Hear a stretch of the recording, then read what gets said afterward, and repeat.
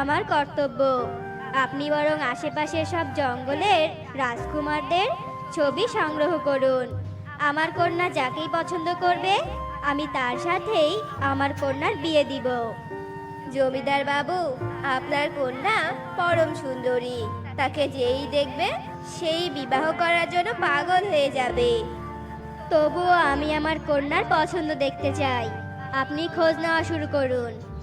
আচ্ছা ঠিক আছে জমিদার বাবু। এরপর মন্ত্রী আশেপাশের সব জঙ্গলের রাজকুমারদের ছবি সংগ্রহ করে নিয়ে আসে। তারপর সেগুলো রাজকুমারীকে দেখায়।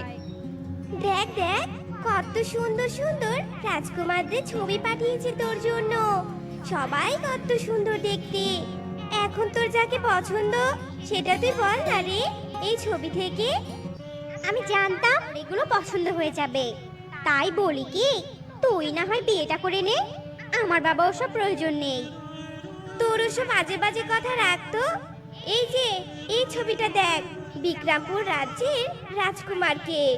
দেখতে কত সুন্দর। ছি, দেখতে কেমন আলু আলু লাগে, আর বেটে দেখতে। ওর সাথে কথা বলতে গেলে তো আমাকে হাঁটু গেড়ে মাটিতে বসে তারপর কথা বলতে হবে। আর সারাদিন যে কত খাবে তা কে জানে। আচ্ছা, এই যে একে দেখ, একে তো এখন তোর পছন্দ হবে তাই না? এ হলো অচিনপুর রাজ্যের রাজকুমার। ও মা, এ তো দেখতে তাল গাছ। এর সাথে কথা বলতে গেলে তো আমাকে মই জোড়া দিয়ে তারপর কথা বলতে হবে। তার উপর আবার কি বড় বড় চোখ। একবার আমার দিকে রাগ করে তাকালে তো চোখ দিয়ে আগুন বেরিয়ে আসবে, আর আমি শিলি জ্বলে পুড়ে ছাই হয়ে যাব। ওদের কাউকে আমার রূপের সাথে যায় না, বুঝেছিস? আমি হলাম পরমা সুন্দরী। আমার সাথে কি আর যেই সেই ছেলেকে মানায় নাকি? হ্যাঁ, তোর সব কিছুতেই খালি বাড়াবাড়ি। তোর যা ভালো মনে হয় তুই তাই কর। আমি চললাম রে। এই বলেই সুখী সেখান থেকে চলে যায়। এইদিকে জমিদার মন্ত্রীকে ডেকে বলে, মন্ত্রী, টুনি কি রাজকুমারদের পছন্দ করেছে? না জমিদার বাবু, রাজকুমারী বলেছে তার রূপের সাথে এদের কাউকেই যায় না। কি?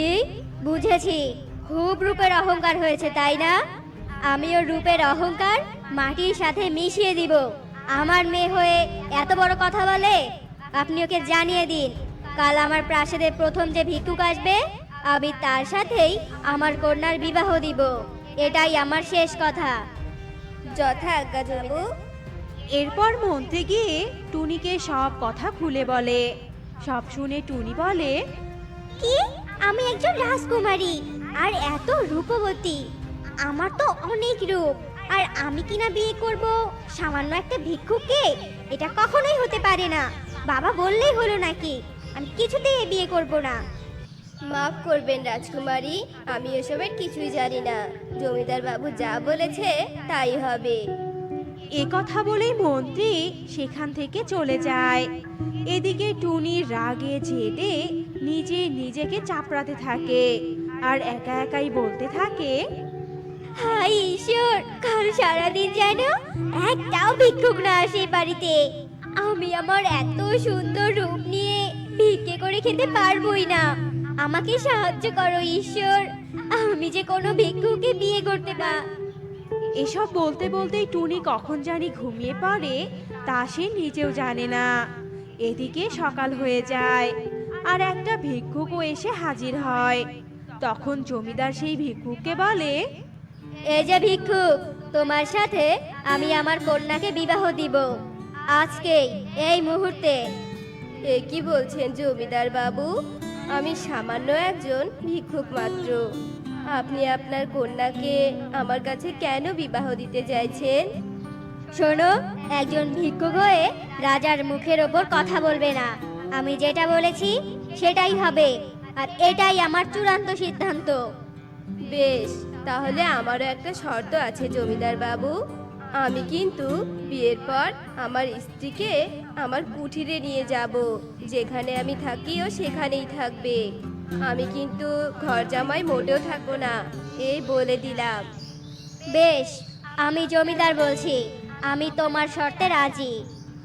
এরপর জমিদার ভিক্ষুকের সাথে নিজের কন্যার বিবাহ দেয়।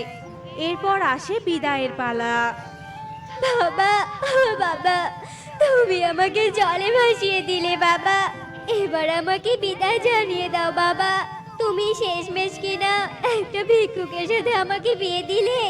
তোমার এত জেদ বাবা, আমি কিছুতেই একে স্বামী হিসেবে মেনে নিব না। মারে, আমি তোকে জলে ভাসিয়ে দেইনি, বরং তোকে আসল জীবন চেনানোর জন্য বিবাহ দিলাম। এবার চলে যা মা, আর স্বামীর বাড়িতে সুন্দরভাবে গুছিয়ে সংসার কর। আর বাবা টোনা, তোমার সত্যই থাকলো, শুধুমাত্র আমার দেওয়া কিছু খাবার নিজের সাথে নিয়ে যাও, পথে তো কাজে লাগবে। আচ্ছা ঠিক আছে বাবা। এরপর ভিক্ষুক টুনিকে নিজের বাড়ির উদ্দেশ্যে নিয়ে হাঁটতে থাকে। যেতে যেতে অনেক দূর চলে যায়। আর টুনি বলে, উফ, এত রোদ! এই রোদের কারণে আমার ত্বক পুরো জ্বলে পুড়ে ছাই হয়ে যাচ্ছে। তুমি আমাকে কেন বিয়ে করে আনলে বলো তো? এতে আমার কি দোষ বলো? তোমার বাবাই তো আমার সাথে তোমার বিয়ে দিয়েছেন। আমি তো জোর করে তোমাকে বিয়ে করিনি। আর শোনো, রূপ সবারই আছে, কিন্তু সেই রূপ নিয়ে কখনোই অহংকার করতে নেই।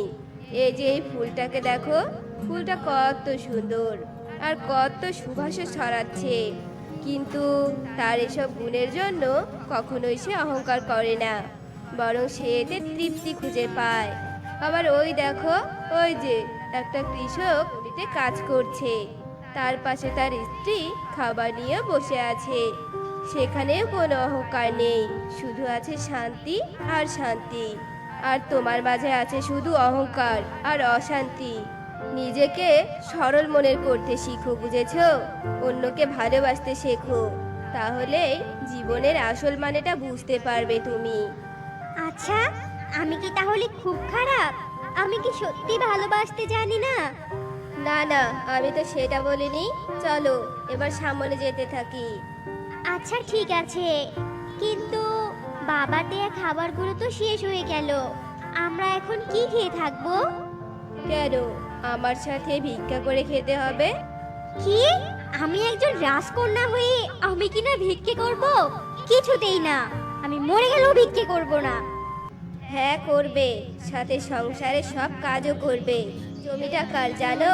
না থাক, তোমার জানার দরকার নেই, তোমার আবার মন খারাপ হয়ে যাবে। কার জমি বলো না? এত সুন্দর জমি আমি আগে কখনো দেখিনি। এটা হলো সেই রাজকুমারের জমি, যাকে তুমি অনেক লম্বা আর আগুনের মতো বড় বড় চোখের কথা বলেছিলে। কি? এটা সেই লম্বা তাল গাছটার জমি? ধুর ছাই, তাকে বিয়ে করলেও অন্তত আমাকে ভিক্ষে করে খেতে হতো না। কেন যে আমি এত রূপের বড়াই করলাম, সেই ঈশ্বরই জানেন।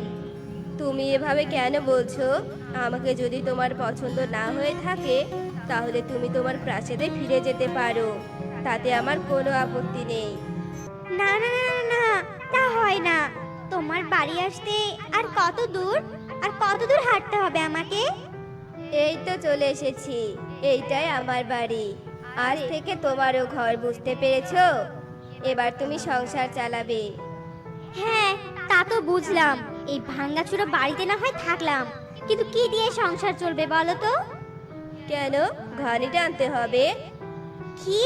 আমি রাজকন্যা হয়ে কি কখনো ঘানি টেনেছি নাকি? হ্যাঁ, যখন ঘানি টেনে সংসার চালাবো, আমি ওসব কিচ্ছু কাজ পারি না। তোমাকে ধান বানতে হবে, চরকি দিয়ে সুতা কাটতে হবে, আরো অনেক কিছু করতে হবে, বুঝতে পেরেছো? না, এগুলোর কিছুই আমি করতে পারবো না। আমি কখনো এসব করিনি, তাহলে এখন কিভাবে করব?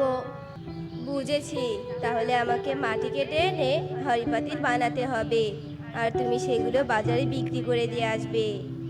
হ্যাঁ, এটা তুমি ঠিক কথাই বলেছো। এই কাজটা আমি বেশ ভালোই পারবো। এরপর টোনা মাটির হাঁড়ি পাতিল বানায়, আর সেগুলো টুনি রাখতে গিয়েই সবগুলো ভেঙে ফেলে। এরপর টুনি কাঁদতে শুরু করে দেয়। আমি কিচ্ছু পারি না, আমার দ্বারা কিচ্ছু হবে না। আমার শুধু রূপটাই আছে, আমার কোনো গুণ নেই। আমার এই মুখ আমি কাউকেই দেখাবো না। বুঝেছি, তোমাকে রাজার বাড়িতে দাসীর কাজ দিতে হবে, তাহলে তুমি সব পারবে। হ্যাঁ, এটা তুমি ঠিক বলেছো। আমি তো ঘর গোছানোর টুকটাক কাজ ভালোই পারি। তবে আমার একটা শর্ত আছে, আমি রাজার বাড়িতে কাজ করব, কিন্তু আমার এই মুখ আমি কাউকে দেখাবো না। আমি মুখ থেকেই কাজ করব। আচ্ছা ঠিক আছে, চলো তবে। এরপর টোনা টুনিকে নিয়ে প্রাসাদে যায় আর টুনি মুখ ঢেকে কাজ করতে থাকে। পেছন থেকেই টোনা ভিক্ষুকের বেশ ছেড়ে রাজকুমারের বেশে আসে আর টুনির পিছনে দাঁড়িয়ে বলে, তোমাকে আমার খুব পছন্দ হয়েছে, আমি তোমাকে বিয়ে করতে চাই। তোমার স্বামী তো একটা ভিক্ষুক, ও তোমাকে ভালো রাখতে পারবে না। আচ্ছা, তুমি কি আমার কথায় রাজি আছো? না না, তা কখনোই হয় না। আমার স্বামী ভিক্ষুক হলেও আমি তাকে অনেক শ্রদ্ধা করি। আমি যে তাকে ভালোবাসি। আপনি সরে যান এখান থেকে। তুমি তোমার পরীক্ষায় উত্তীর্ণ হয়েছো, এবার আর তোমার মুখ লুকানোর প্রয়োজন নেই। এই দেখো, আমি তোমার ভিক্ষুক স্বামী, এই অচিনপুর রাজ্যের রাজকুমার, যার ছবি দেখে তুমি ব্যঙ্গ করেছিলে। কি? তুমি তাহলে এতদিন আমার সাথে ছদ্মবেশে ছিলে? কেন করলে আমার সাথে এসব? বাবা জানতে পারলে কিন্তু তোমার ভীষণ শাস্তি হবে। কিচ্ছু বলবে না তোমার বাবা, এটাই তো ওনারও পরিকল্পনা ছিলেন। তোমাকে শিক্ষা দেওয়ার জন্যই আমাদের এত কিছু করা। হুম, আমি সব বুঝতে পেরেছি। আমি আর কখনো অহংকার করব না। আমি শুধু কিভাবে পাখিদের সম্মান করতে হয় আর ভালোবাসতে হয় তাই শিখবো। তুমি আমাকে ক্ষমা করে দাও। আমি আর কখনো রূপের অহংকার করব না। আর সব কাজ শিখবো আমি, সব কিছু। একদম একটা লক্ষ্মী বউ হব। তুমি আমাকে ক্ষমা করে দাও।